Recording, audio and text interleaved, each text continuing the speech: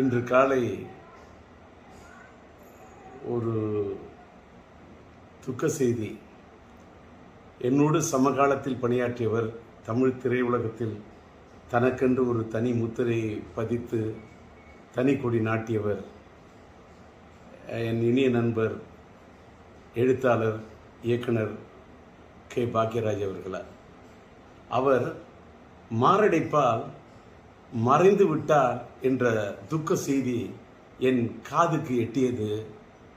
கவலை என்னுடைய மனதை போட்டு வாட்டு என்று வாட்டியது. காரணம், சமீபத்தில் தான் அவருடைய 50 ஆண்டு காலம் அவர் திரையுலகத்தில் பணியாற்றியவர் ஒரு பொன்விழாவை காண்கிறார் என்று அவருக்கு ஒரு விழா எடுத்தார்கள். அந்த விழாவிலே அவரை பாராட்டுவதற்கு எண்ணற்ற பேர் வந்திருந்தார்கள். நம்முடைய சூப்பர் ஸ்டார் ரஜினிகாந்த் ஐயா அவர்கள் வந்திருந்தார். நம்முடைய ஆந்திர மாநிலத்தினுடைய நட்சத்திரமாக கொடிகட்டி பறக்கும் நட்சத்திரமாக இருக்கக்கூடிய அண்ணன் மோகன் பாபு அவர்கள் வந்திருந்தார்கள். அந்த விழாவிற்கு நான் வர வேண்டும் என்று என்னை பாக்யராஜ் விரும்பி அழைத்தார். நான் சாதாரணமாக இப்போ எந்த விழாவுக்கும் போகிறதில்ல, தவிர்த்திருக்கேன். ஆனால் என்ன நினச்சேனோ தெரியல.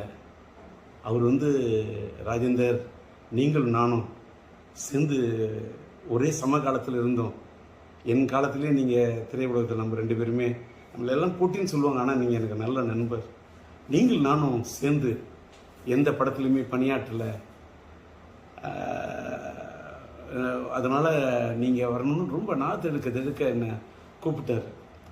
அவர் அத்தனை முறை என்னை வற்புறுத்தி கூப்பிட்டது என்னோட மனசு ரொம்ப வாட்டினுச்சு.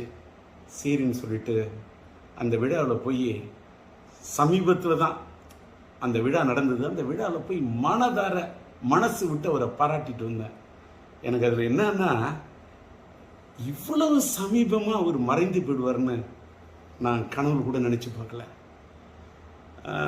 ஆனால் ஒரு சின்ன அவர் மறைந்து விட்டார் என்பது துக்கம் தாங்கலை, நெஞ்ச வாட்டுது.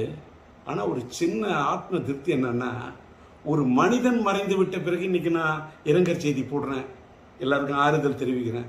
ஆனால் அவர் உயிரோடு இருந்தப்பவே, அவருக்கு ஒரு பாராட்டு விழா நடந்தப்ப அவருடைய காது குளிர, அவருடைய மனம் மகிழ, ஒரு சமகாலத்தில் என்னை விட ஒரு சீனியர் மூத்தவர், அவரை போய் நான் மனதார பாராட்டிட்டு வந்தேன் அப்படிங்கிறத நினைக்கும் போது எனக்கு ரொம்ப ஒரு மனசுக்கு நிகழ்ச்சியாக இருக்குது.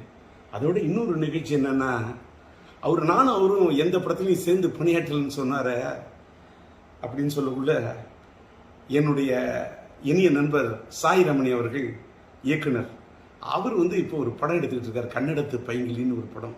அந்த படத்துக்கு நான் பாடல் எழுதி இசையமைச்சிட்டு இருக்கேன்.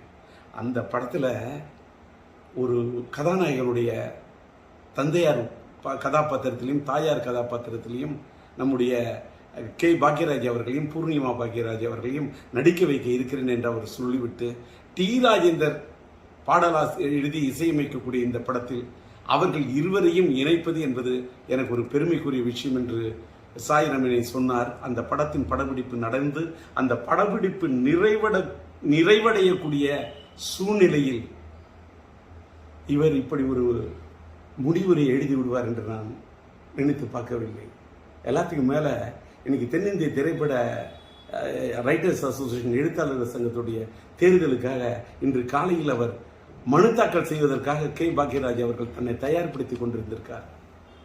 ஆனால் விதி எப்படி விளையாடி இருக்கிறது பாருங்கள்.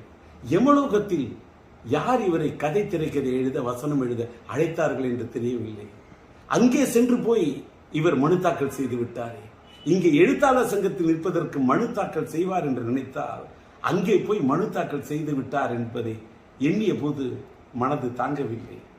எல்லாத்துக்கும் மேல 16 வயதிலே படம், மறைந்துவிட்ட இயக்குனர் இமயம் பாரதி ராஜா அவர்களுடைய முத்திரை படைத்த படைப்பு.